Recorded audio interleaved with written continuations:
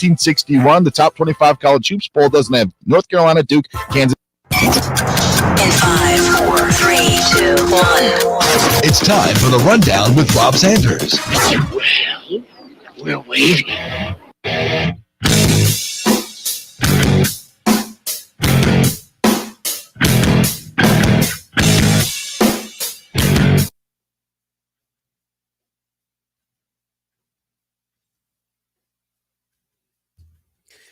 Welcome into the Rundown on Fox Sports Radio 1400 around the world on the iHeartRadio app. My name is Rob Sanders.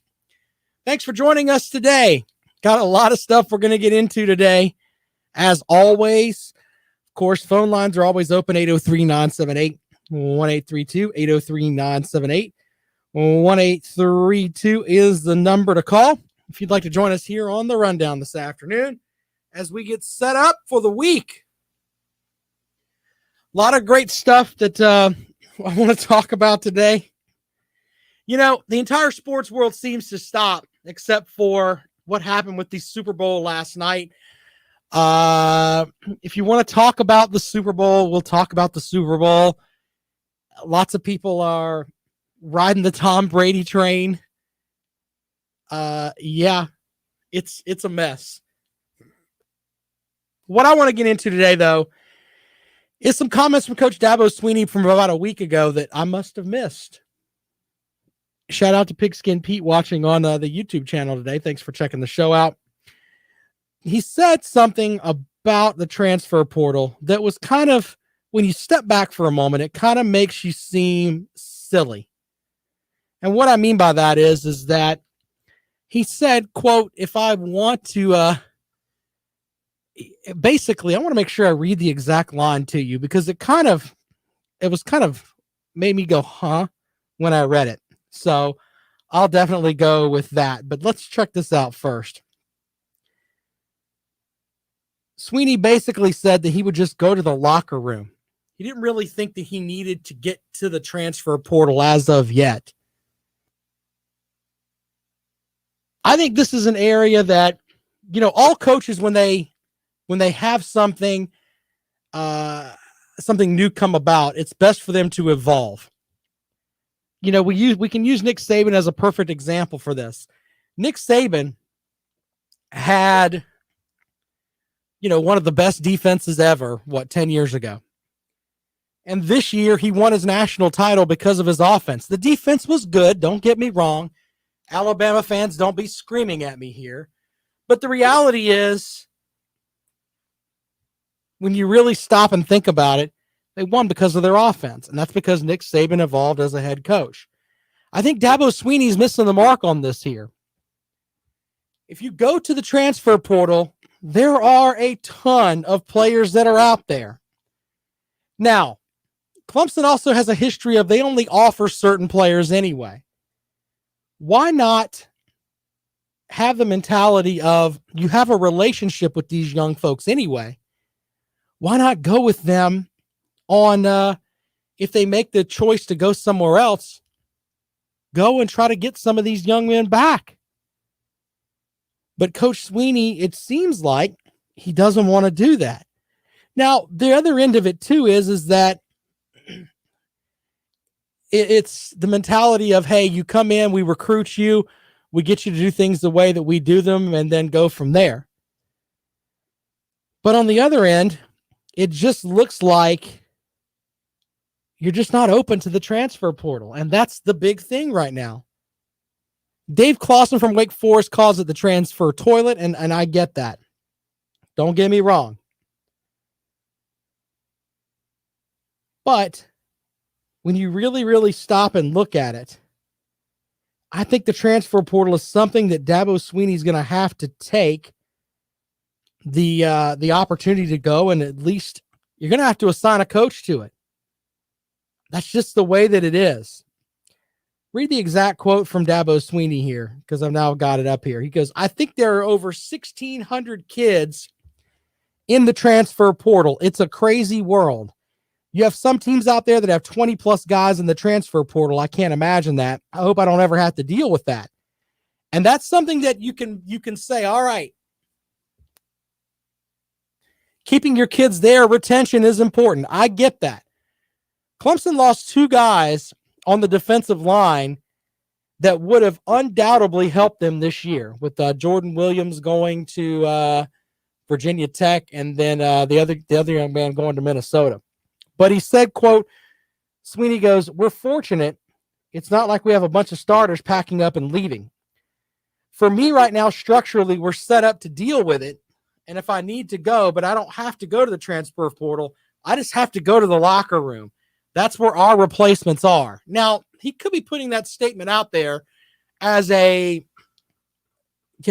he builds this family atmosphere at Clemson, and it's like, all right, if we need more help, I'm just going to use the guys that I've worked with. And I get that.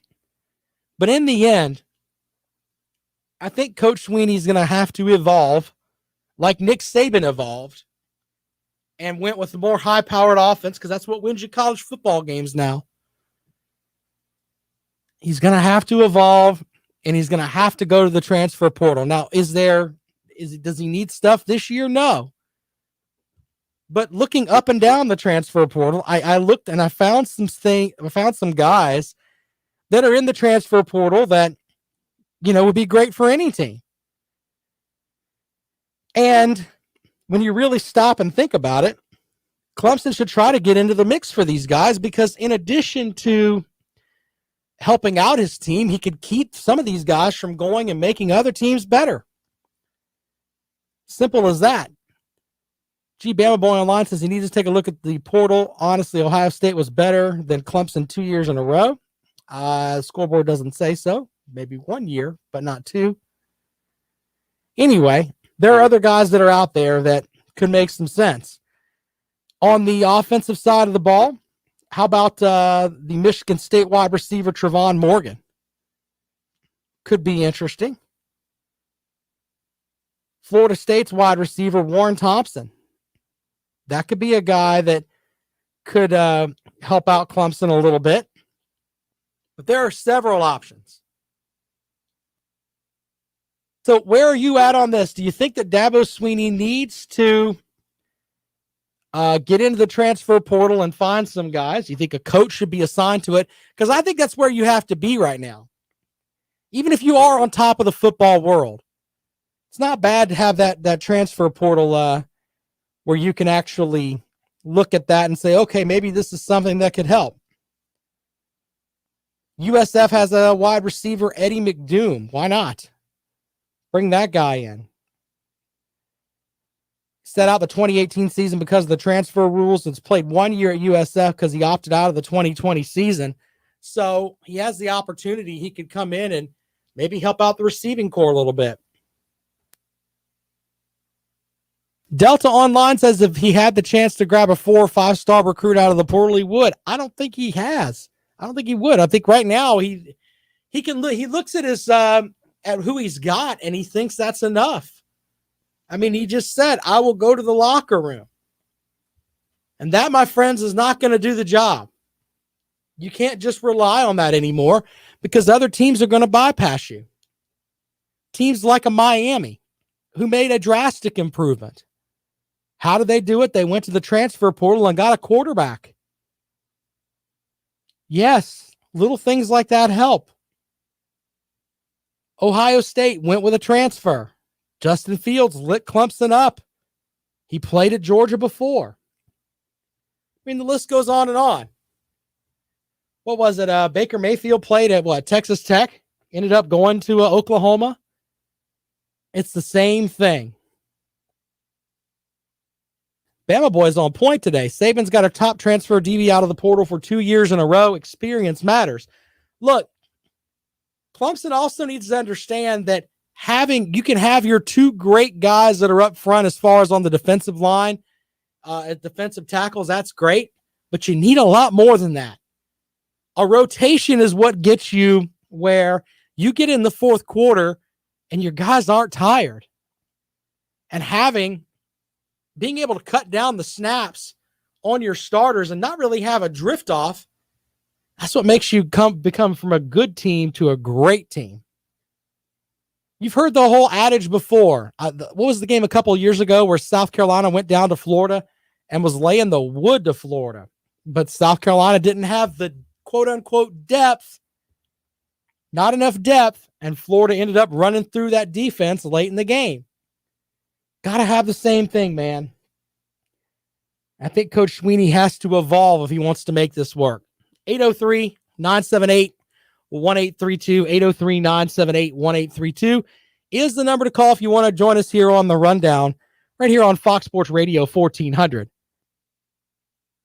Last night with the Super Bowl, we'll take your calls on Coach Swinney in the transfer portal throughout the day. But there's a couple of things I want to throw out there from the Super Bowl. Watching last night, everybody and their brother wanted to talk about how great Tom Brady was. Yes, I understand Tom Brady's a great quarterback, but let's not lie to ourselves. The reason that the Bucs won the Super Bowl was because of their defense. Yeah, the 31 points that Tom Brady and the offense put up, that's great. But you know why they put up all those points? The defense. They held Patrick Mahomes out of the end zone. Held them to under 400 yards of offense. Yeah, that's what won them the Super Bowl.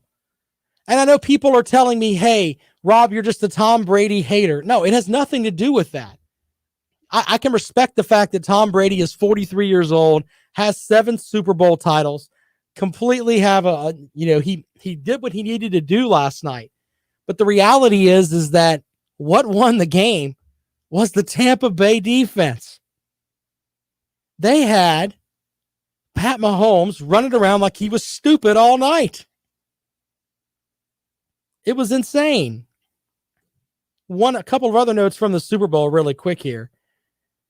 So Tyrann Mathieu, if I'm butchering his name, I always call him the Honey Badger, the former LSU multi-purpose defensive player, like a big Swiss Army knife. He tweeted out and then deleted the tweet. Here's what the tweet said. Quote, he called me something I won't repeat. And I'm going to read the full tweet to you here because it was pretty interesting. If the tweet will pull up. But basically, the all-pro defensive back also said he'd shown nothing but grace when speaking about Tom Brady in the past. Now, if you remember, the two of these guys were going back and forth the majority of the game. Then it gets interesting. I wonder what Tom Brady said to him, because it was enough for Mathieu to put out something saying, he called me something I would not repeat, which could be anything. Could be anything. But Tom Brady apparently texted him to tell him he's sorry. Texted him to tell him he's sorry. Look, here's my thing with all of this. We've gotten to a point in society where we're surrounded by people that are just, man, I don't even know the term what term can I use on the air without getting in trouble? People that are offended by just about everything. I think I can say that. If you're on a football field where testosterone is running through the roof, and so you run your mouth, which Mathieu does, he does run his mouth a lot. If someone says something back to you, especially after they're handing you your butt on the field, you should probably just shut up. Which is probably why he deleted that tweet. But you know what? Tom Brady shouldn't have apologized to him. You think Mathieu wouldn't have said something to him? He says something to people all the time. Say what you want on the field. And you know what? If it gets to the point where it's like Andre Rison and Deion Sanders fighting each other, then that's fine. Let them deal with it on the field. Generally, though, once the game's over, everybody dabs up and you go home. I just don't understand why we feel like we have to apologize so much for everything. Now, Tom Brady, on the other hand, he's trying to protect that TB12 image. He doesn't want anybody thinking that he's not the greatest in the world. And whatever. But if you're going to run your mouth on the field, just be quiet, man, later on. That's just part of the game. Absolutely part of the game. All right, there was one other cool thing last night that was really interesting. In the fourth quarter, there was a streaker that ran on the field. Kevin Harlan with the championship call of this guy running on the field. Here you go. I'm going to post this on the blog page later at foxsportsradio1400.com. Here we go. Down 20, 5:03 to go. Someone has run on the field. Some guy with a brawl. And now he's not being chased. He's running down the middle of the 40. Arms in the air in a victory salute. He's pulling down his pants. Put up your pants, my man. Pull up those pants. He's being chased to the 30. He breaks a tackle from a security guard. The 20, down the middle of the 10, the 5. He slides at the 1, and they converge on him at the goal line. Pull up your pants. Take off the bra and be a man. And the players with hands on hips at the other end of the field are looking at him and shaking their head and saying, why, oh, why is this taking place in a Super Bowl?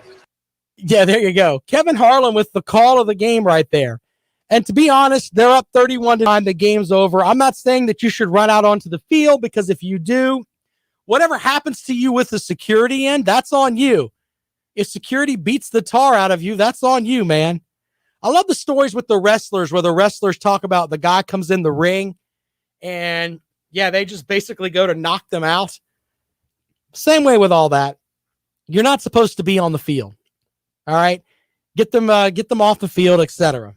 But that was probably the best part of the fourth quarter. People that tuned out after the third quarter, yeah, not so much, man. You missed that. Which they didn't show you much. You saw him run up the field, and that's about it. He was in the wide shot, and that's about it. One other note from the Super Bowl, and we'll wrap up on that. We'll take your calls on this, too, at 803-978-1832. The halftime show, I've been blistered this morning by people saying, you didn't like the halftime show because you're old. Look, let's slow down for a second. First of all, I'm not old. I sound like I'm someone trying to hold on to my youth with that. I know who The Weeknd is. I love The Weeknd. Okay? But that halftime show just didn't do it for me. Maybe it's because I'm spoiled. And what am I spoiled by? Because I got to watch Prince do the halftime show in 2007, and he absolutely set the world on fire. Prince walked out there in the middle of a lightning storm with rain, and he wanted more rain. Why? Because when he did Purple Rain, they shined the purple lights up, and it actually looked like it was raining purple. He wanted it to rain harder.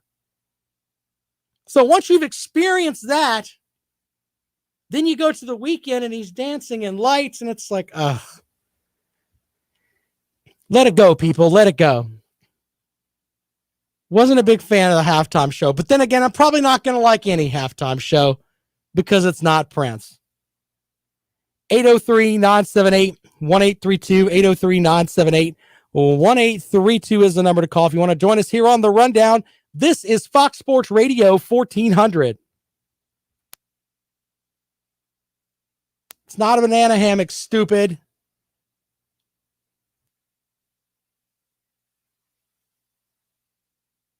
You guys are hilarious, by the way.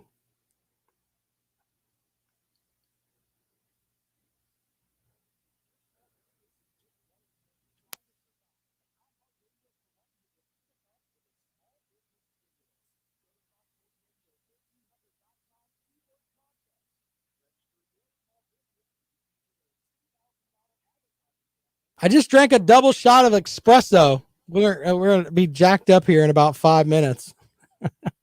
Everybody's going to be like, what is Rob talking about? I'll be bouncing off the walls here in a minute.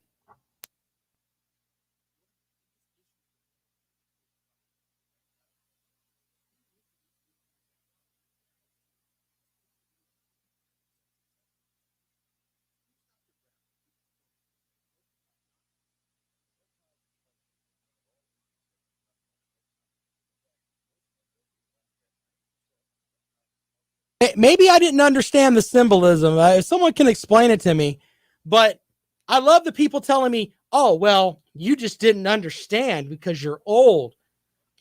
I have The Weeknd in my freaking playlist. Oh, man. Look, anybody over there want to raise their hand and say that Prince didn't do as good of a job? I'm telling you, the Prince halftime show was outstanding. Outstanding.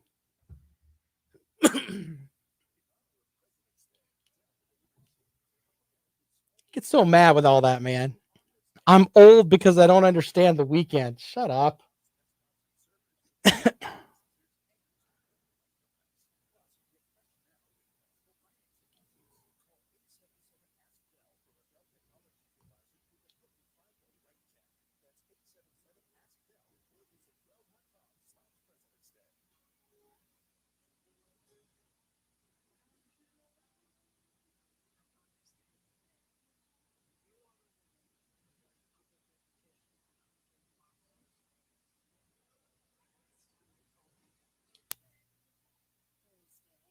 Thank you, Brock.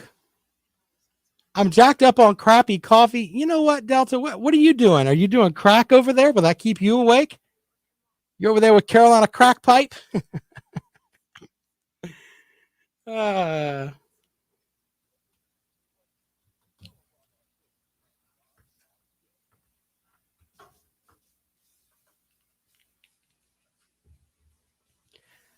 Welcome back to the rundown on Fox Sports Radio 1400.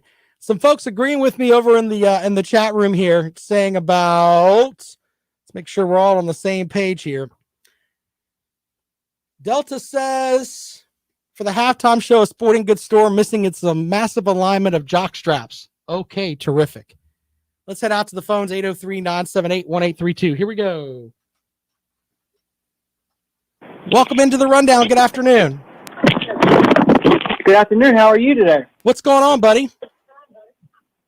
Nothing much. Kind of pissed off about the Super Bowl last night, but I guess. Why are you upset? Because I guess the refs will always love Brady. Brady's in love with the refs. They make out at night. Now. That's not nice. No, but Brady. You're really upset with the refs because the refs didn't hold the Kansas City the defense in check, in my opinion. I mean, the Kansas City defense got exposed a little bit last night, in my opinion. And the Bucks defense, they played really well. They couldn't get anything going as far as on the ground, and they seemed to be in the backfield all night. So I don't know how the refs helped out there. Yeah, all credits to the Buccaneers defense. I mean, they played good. I mean, they were lights out on defense, and they couldn't. Patrick Mahomes was running for his life. He looked like a lost kid out there last night. He certainly did. Yeah. I just don't know about it. Well, I appreciate you calling, man. Hey, thanks for joining the show today, buddy.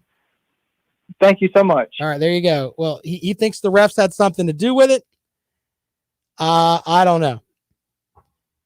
Bama Boy says the refs helped, but the Bucks defense was awesome last night. Look, they kept Pat Mahomes out of the end zone. I don't know what else you want from me. I don't get it. And what I mean by that is very simple. If I'd have told you that they were not going to get into the end zone, you'd have lost your mind. Lost your mind on that. Back to some of the comments over here. Brock agrees with me. Prince had the best halftime show of all time. Yes, he did. Yes, he did. And by the way, I think I tweeted this out last night at Rob Sounds Good. I know I posted it on Facebook. The NFL could save themselves tons of money. Here's what you do. You just basically replay Whitney Houston from 1991 singing the national anthem. And then you just replay Prince's performance over and over and over again. Put it up there on some holograms, whatever. That's the way to do it. All these people that are going out there that are trying to do all this stuff, once you've seen how people are supposed to do it and they do it right, Then you look at it and you're like, man, the rest of this is just terrible. Let's see here. Tom says, I told you not to overthink it last night, and what did you do? Thank you, sir. Beth says the Star Spangled Banner done in sign language was the best music on the field. Thank you, Beth. The symbolism was you can wear a diaper on your face. I don't understand the symbolism. And once again, that'll come back to the people telling me, well, you're just too old. I'm not old. It's like, because I'm a parent, I'm old now. Is that what it basically boils down to? And I'm not supposed to enjoy the halftime show? The NFL wants to cater to people that are my age who will spend money to buy tickets. Just saying. Another good quote from Tom over here. Not a fan of the concerts, but how about a Super Bowl kick, punt, pass competition at halftime? They only have about 14 minutes. So I don't know if you can get that done in that amount of time. Generally about a 12 to 14 minute halftime show.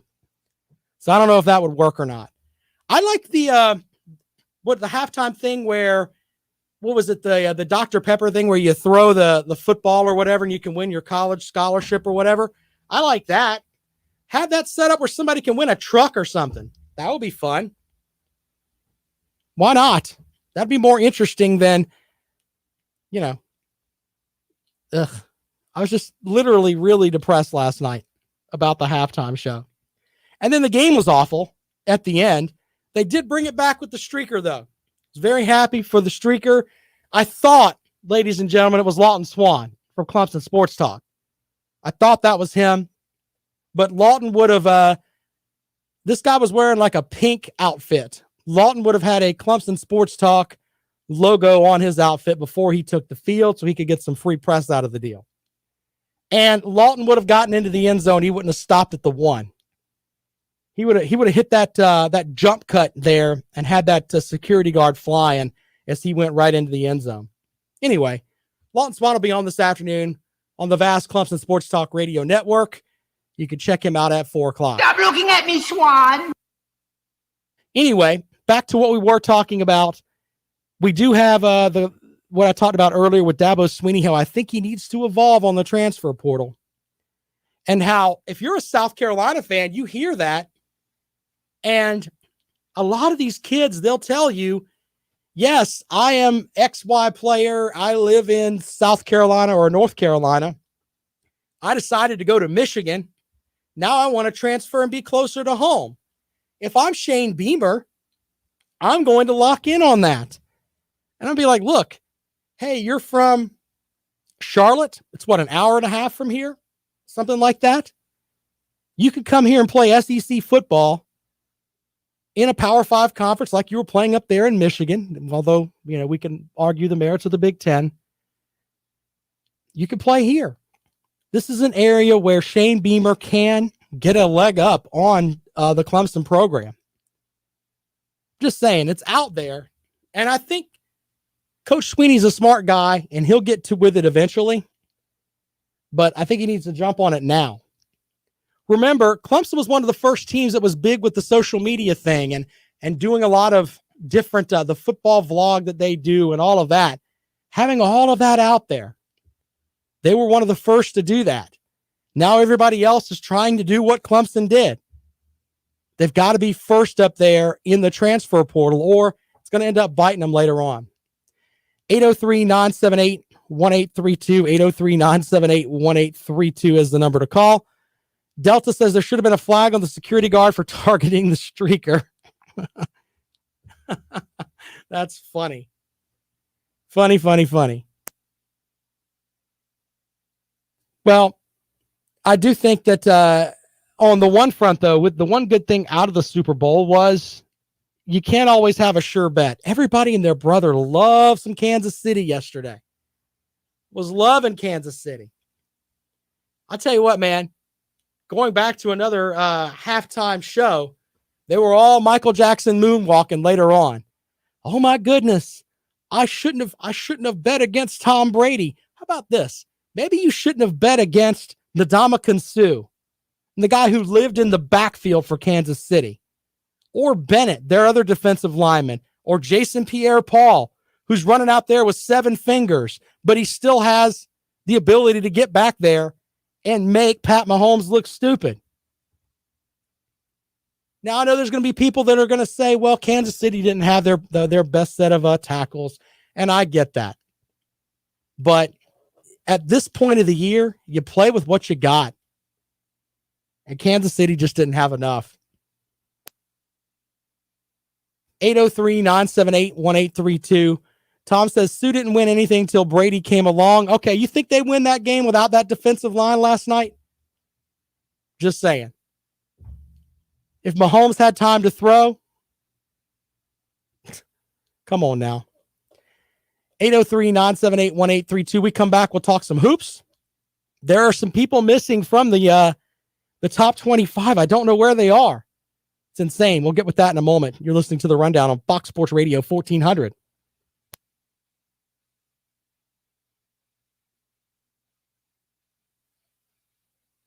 Look, I think Brady put them over the top, but I don't think that Brady is he's not the complete reason that they're there. I mean, look, I agree with you that they don't get there with Jameis Winston, by the way. I completely agree with you on that. And you got to have a good quarterback. And that's the thing, I'm not hating completely on Tom Brady here. I just think that he gets all the credit for this,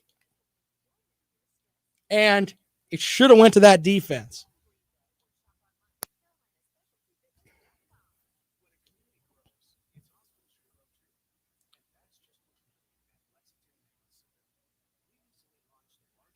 Brady is one of the great quarterbacks, man. I'm with you.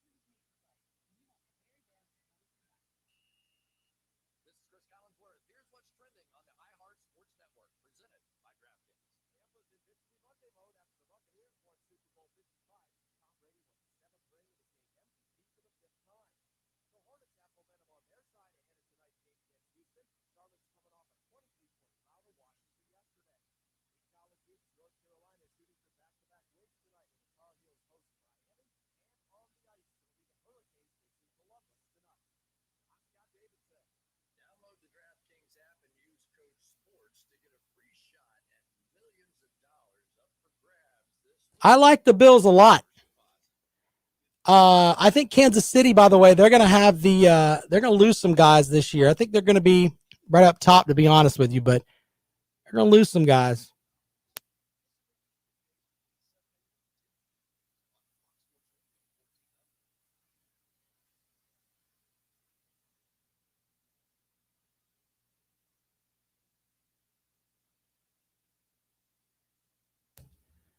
Welcome back to The Rundown on Fox Sports Radio 1400 around the world on the iHeartRadio app.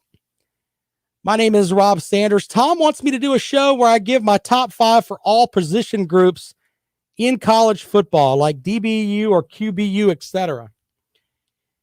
I mean, that's a tough thing to do. I may get Lawton Swan to help me with that because I need somebody to bounce stuff off of because, in my opinion, and I know this sounds warped, it's hard for me, and I'm trying to be a better host, ladies and gentlemen. I really am. But it's hard for me to look at the Big Ten and the Pac-12 and the Big 12 and look at them from an objective point. To me, the best college football is played in the SEC and the ACC. And maybe that's because I've grown up around here, and maybe that's just I'm a heartfelt Southern football kind of guy. But maybe I can get into that. I'll look at that. I may get Lawton Swan to help me with that because Lawton's a great guy. He'll pull me back a little bit and he'll say some things like, Rob, they do have some great offensive lines in the Big Ten. maybe we can look at some of those teams. That could work out too. Brock says, wasn't the streaker protesting transgender equality in sports? I don't know what he was doing. I know he was running on the field. That's about all I know about that. All right, so one other final thing on the Super Bowl, and then I'm going to talk a little bit about some basketball here. And because we're getting to a point now where we're not that far from Selection Sunday, ladies and gentlemen. We got to get into that. But the Super Bowl was interesting on this front too. Pat Mahomes' mom is tweeting that the refs took the game from them. In the middle of the game, she tweeted at Tom Brady's wife, Giselle Bundchen, I think is how you pronounce her last name. And replying to one of her tweets, it said, if you have to have the ref on your team, is that really winning? So she Pat Mahomes' mom, you got to give her credit. She's on the side or in the stands, I'm sure, basically saying, hey, I think you got the refs helping you. Side note on that, you can make an argument on some of those calls. Maybe the refs just decided to call a close game as far as holding and everything else. But to say that the refs gave them the game is kind of far-fetched. It was frustrating a little bit watching because, at that point of the year, you just want to have the mentality of, let's put them out there and play. Let's call the blatant calls. Let's not have a repeat of what happened with New Orleans in the championship game a couple years ago. Let's call those calls. Let's call the calls that are going to keep people safe. But in the end, some of the tic-tac calls were just like a little bit over the top. But they were consistent. They called it that way all the way across the board. So I don't have a problem with that. But once again, I'm not somebody that complains about refs anyway in a game. Both teams play with the same set of officials. And the people that have this mentality of, man, the refs really are out to screw people over. No, they're not. They're doing their job. Do you think the refs want to get the job wrong? Do you think they want to get the wrong calls? Do you think they just clap their hands when they wake up in the morning and they're like, you know what? I'm going to go out there and I'm going to make this call to affect this game. No. The refs that were out there, they were doing the absolute, in my opinion, the best that they can to have a clear-cut game down the middle.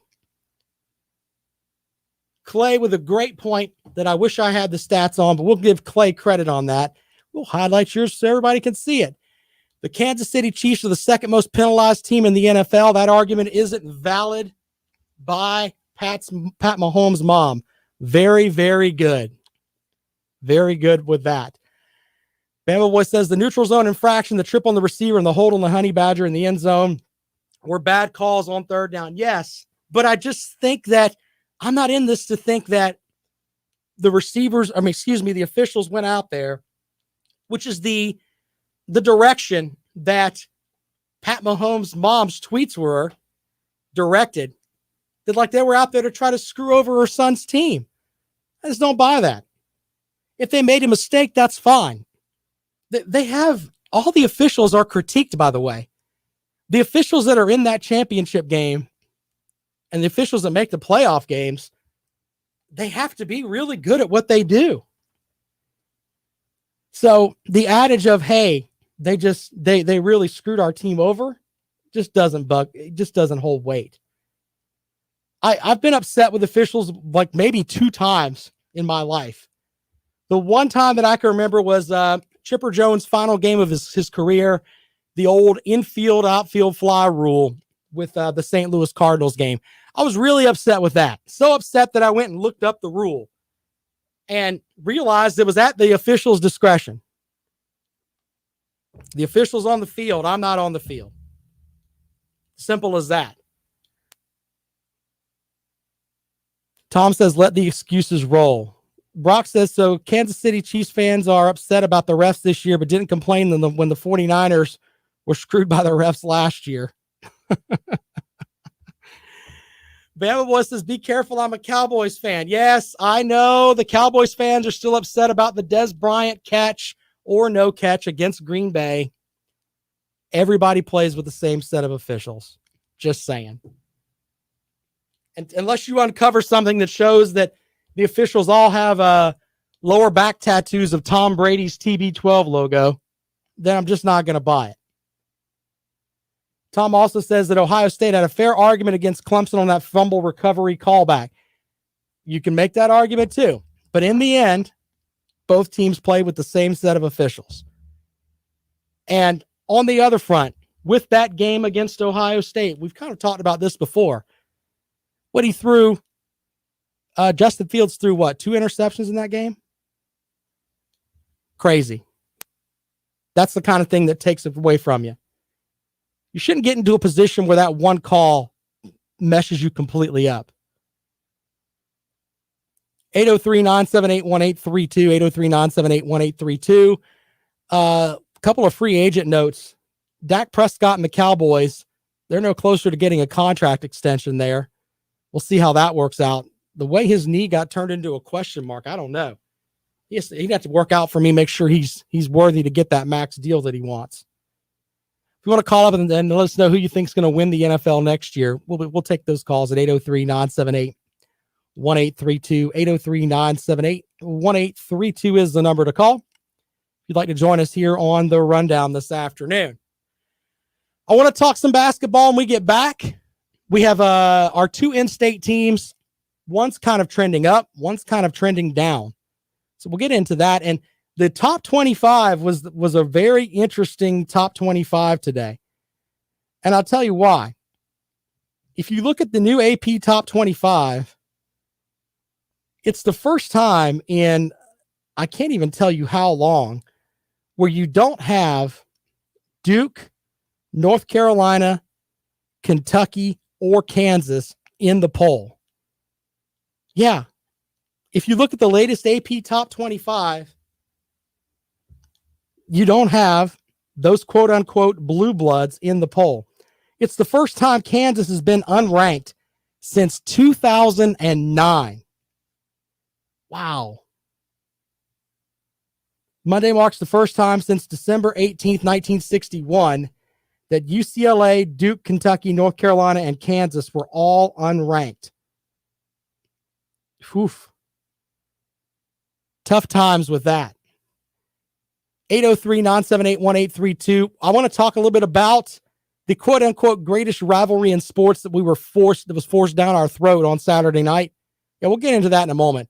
You're listening to The Rundown on Fox Sports Radio 1400.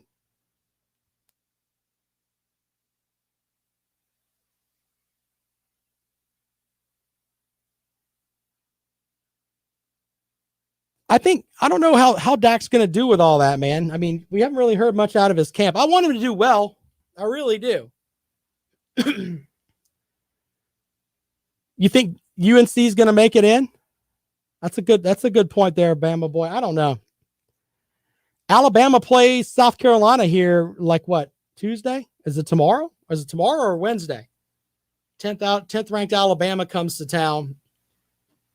I think Alabama's got potential to be a team that can do damage, but if they don't hit threes, man, they're really not that good. If they're off shooting just a little bit, they are just not that good.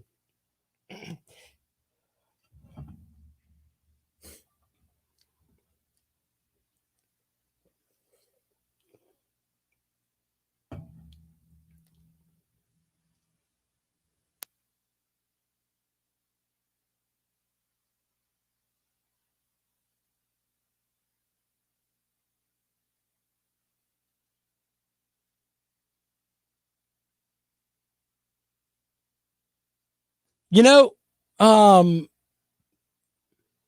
yeah, that is going to be interesting. The Jackson State team, man, that recruiting.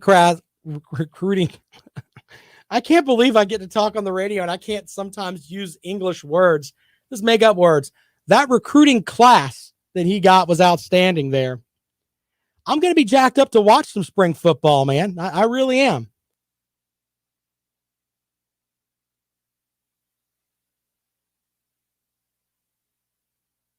I think people are going to buy into it. I really do.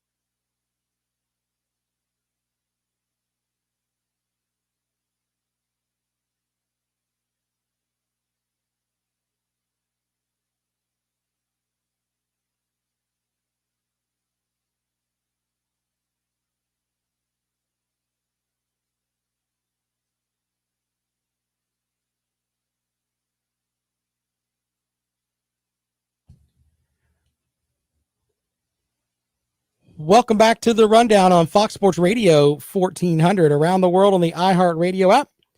My name is Rob Sanders. Thanks for joining us. So I messed up the word crass earlier. Sorry about that. I want to talk hoops in just a second, but spring football is kind of coming up here. We're going to have some spring football with a lot of teams that opted out of the fall season into the spring season. How can this be good for you? I'll tell you how it can be good for you. If you play in the spring, I think a lot of the conferences that are going to play, they're going to get massive amounts of television coverage. But this can also help the Power 5 teams. Wait, what? Yes, it can help the Power 5 teams. And I'll tell you why. If all of these teams decide, hey, we're going to play in the spring, move that football to the spring, and then move them out of the fall, they get more recognition on television, and the teams in the fall can't schedule them anymore. I think this makes a lot of sense. With that happening, that will be a roller coaster effect. You're going to have some of these Power 5 teams that are going to have to schedule more conference games, or they're going to have to schedule more bigger time opponents. Now, here's the other thing.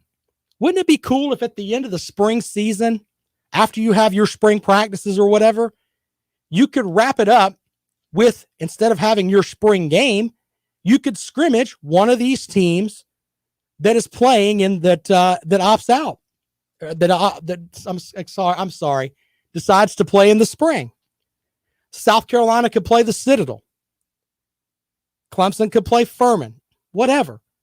You could have that as a game. It would sell out, donate the money to charity, or you could, that could help fatten up the bottom line there for the athletic department. Either way, they end up helping out some of these teams, and then you go from there. It makes a lot of sense.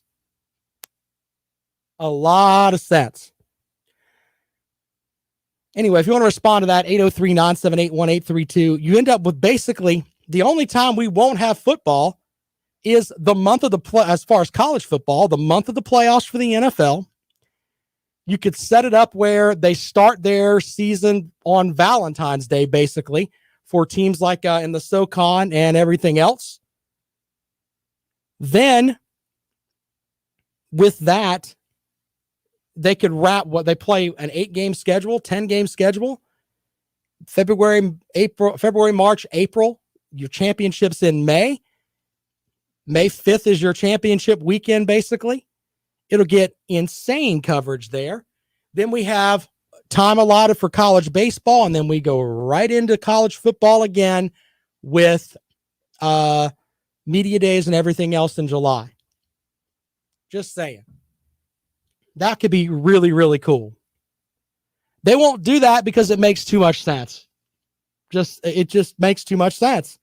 You have the opportunity to help out the smaller schools. The smaller schools are going to make more money because they're going to draw ratings, because people are going to watch football. This is not that outlandish, folks.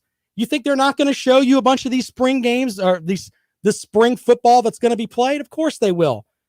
They show you Duke. You could watch Duke's spring game on the ACC network. I'm not joking. That they will show you that live.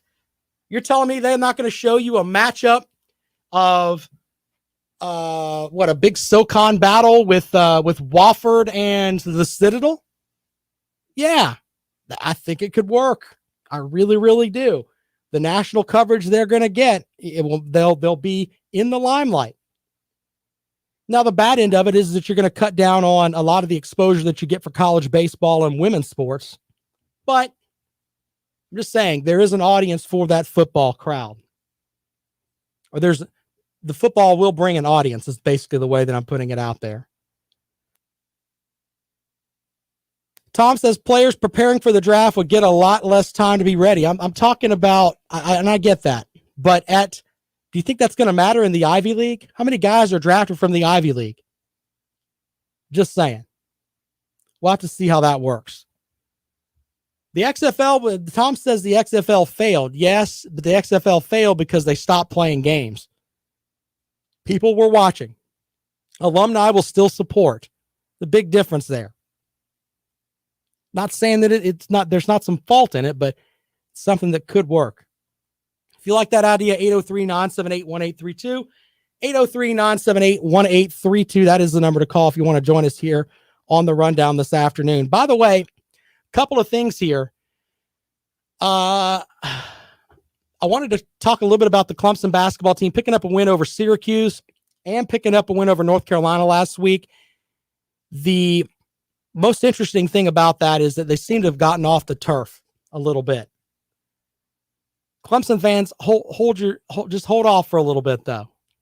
People were losing their mind about Brad Brandell, and he should be gone. Now he's going to play his next 5 games are against teams that don't have winning records in the conference. So slow your roll a little bit. And South Carolina, I don't know what to think of Frank Martin and his team, man. I really don't. I mean, they have talent, but it just seems like it's just hard for them to score, to be completely honest with you. Couple of comments. Brock says it could also allow smaller players to get more of those players to the NFL. Yes, because they'll have a bigger stage.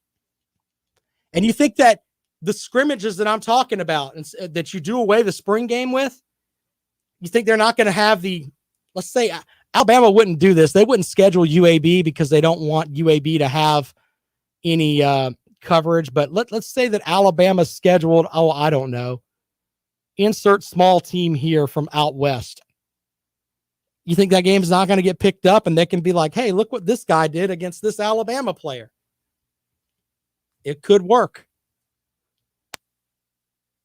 Out to the phones we go. Welcome into the rundown. How are you? Hey, Rob, it's Ray. How you doing this afternoon? Hey, Ray, I got about 2 minutes, man. Have at it. Okay, that's all I need. First thing I just want to call about the Gamecocks. Sorry against Mississippi State. I tell you, the only thing that's been colder than the weather was the Gamecocks shooting in that game. Good land. Yeah, they were not very good. I noticed that I think Mike Uva put out a picture of a couple of guys like after the game actually came back out on the floor and were shooting. So I don't know. Yeah. Well, I'll tell you one shot they need to just take out of the arsenal altogether. Some guys are really good at that runner, where they kind of drive to the basket and shoot with one hand or whatever. Right. We shoot that shot so many times. I bet you we don't hit that shot 20% of the time, Rob. I mean, we were shooting for runners from like 15 feet out, and it just looked ridiculous. I'm like, I mean, guys, you're not going to make it. Just shoot the ball with 2 hands. Just do a jump shot, and at least you might get fouled that way. But, I mean, that's one of the worst shooting I've ever seen. I think they were 31% at home. That's almost hard to do, Rob. Yeah, that's pretty hard to do, and shooting woes can kill you. But, I think getting just a hardcore shooter, there aren't a lot of Terrence Oglesby's out there. Remember the former product from Clemson who joins us on the show where, certainly, look, if you set a screen for me and throw me the ball, I'm going to shoot 40% from 3-point land. And if they foul me, I'm going to shoot 80% from the line. Travis Ford, another guy that played at Kentucky, was like that. We don't have those shooters like that. So, yeah. Yeah. And to mention, Teddy mentioned on his show last week, sure. I know I can say Teddy because he mentions your show all the time, and he's right. He said, Carolina, they need to find that guy. He said, I don't care if he's a band nerd. As long as he can shoot a ball, to set up and shoot that 3-pointer. You know, back in our day, or the old days, as they said, every team used to have a guy they used to call a zone buster. Yep. And he probably couldn't dunk the ball, probably not that athletic, but by God, you give him an open shot from outside, he could pop it, you know. Yeah, man. And, I think Carolina needs a couple of those zone busters. I think every team needs one of those, man. Hey, appreciate it. All right, don't forget, Lawton Swan of Clemson Sports Talk is next. Be sure to follow him on Twitter. He's at Clemson Sports, as he will do his show here shortly. Stop looking at me, Swan. Yes, Swan. Break it down for us. It's Swan's birthday today. Happy birthday, Lawton Swan. More of the rundown tomorrow on Fox Sports Radio 1400. You know what, though? And I'm not, and Bama Boy, I'm just being honest with you on this here. It would not surprise me if South Carolina came out and gave Alabama a game. And it has nothing to do with Alabama. That is just the most Gamecock thing that they would do. Get blown out by Mississippi State and then come in and play like their asses on fire with South Carolina, with Alabama. If you guys could like these videos, I'd appreciate it, man. I appreciate you guys joining me. I feel like we're building a little bit of audience here in the afternoon. So you guys are awesome. I'm trying to get some t-shirts and stuff printed up. So if you guys want a t-shirt, let me know. We'll get you a nice little, we're trying to get t-shirts printed up and all that, but we'll work it out. Thank you guys. We'll be back at it tomorrow right here. See you later on.